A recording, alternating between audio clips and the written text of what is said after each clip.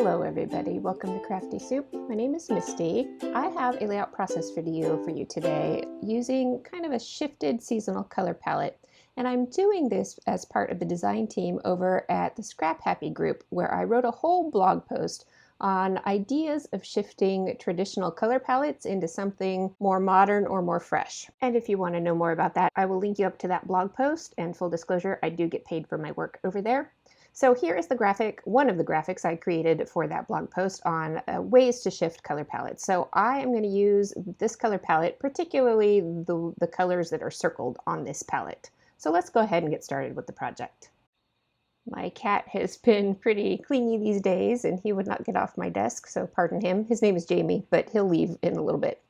I am going to be using these photos to tell not only use colors to tell this story, but this is a story of the changing of my life seasons, which means from the beginning of being a parent to my daughter moving out into her first apartment. So that was kind of the whole idea about this month's topic over on the Scrap Happy blog about seasonal ideas. And I both went with the seasons of life and the seasonal color idea, with a lot of detail diving into that color palette.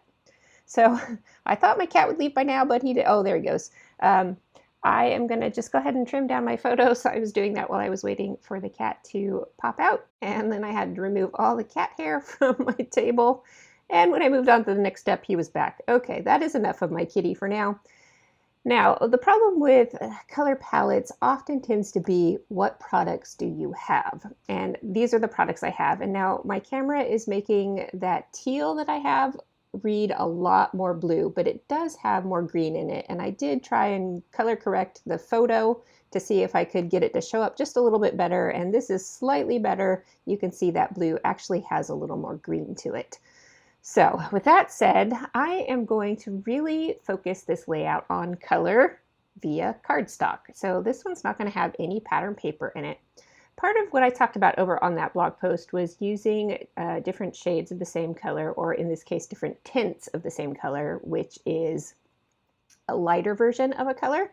And I am going to physically make a lighter version of this color by painting some gesso over the top of it. And at first I just applied the gesso straight to my paper, and it was definitely too opaque, and not enough of that shade is showing through underneath. So I add a little bit of water just in, this is a reusable soup container from a takeout restaurant, and I save those kinds of containers for this kind of stuff, and I give it a try, and I decide to add a little bit more water. And you know, in the end, I wish I had diluted it down just a little bit more, but at any rate, it did enough of what I wanted it to do, which was to just lighten up this cardstock color so that I could have more than one tone of the same color.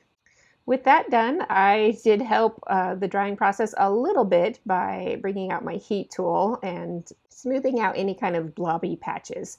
And then once all of that is dry, I set about cutting some strips. And so I've got just plain regular strips set aside from each color. And then I'm going to do strips of border punches with each color. I've got kind of a swoopy border punch and just a scallop border punch. And I won't make you watch me work through lots of punching, but by the end of this process, I had a nice pile of pieces to work with. And you'll notice that I did the same process with the solid cardstock strips as well. And then the next step I'm going to do is to die cut a whole bunch of leafy foliage to go on this layout. And I just made that simpler by cutting all my paper strips in half so that I could die cut multiple pieces and bits all at once. And going through that process of getting every single cardstock piece in every single color cut out took a little while, but I think it'll be worth it in the end. I do store them all on this tray until I am ready to get to work.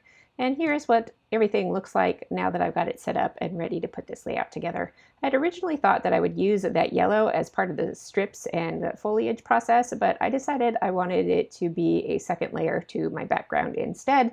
And I'm going to layer up these strips on a half split design layout. So one half is going to be more of the teal and cranberry colors, and the other half is going to be the pumpkin and lighter pumpkin colors.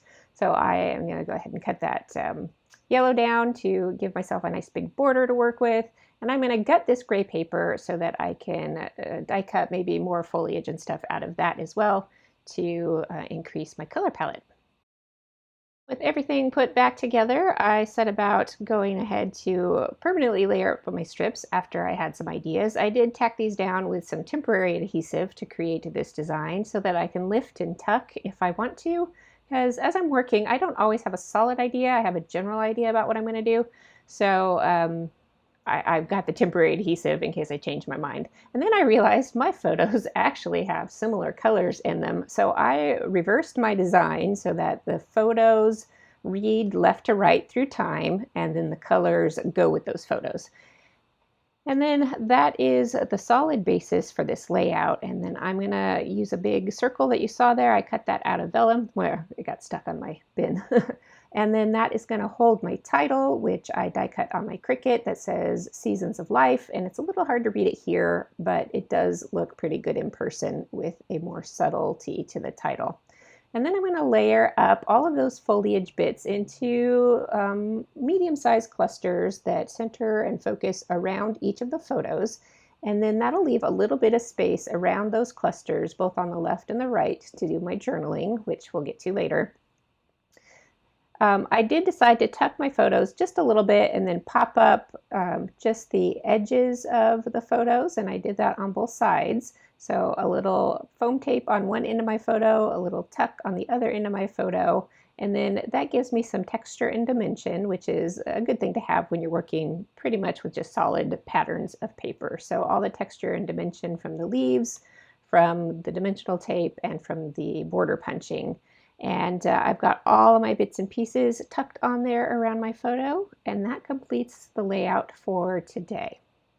I hope you will go check out the Scrap Happy blog and see how I talk more about choosing color palettes, and specifically about shifting color palettes if you don't like them, because orange is not my favorite color. I used a little bit of color theory to add in the kind of cranberry red and the turquoisey green, and that made me happier with some of that orange in there as well. Thank you so much for watching. I hope you got something interesting and useful out of this video. I will be back in just a few days with a project share. I just spent a weekend of card making at an event, and I wanted to share with you what I did over there. So join me next time for that. Until then, have an artful day.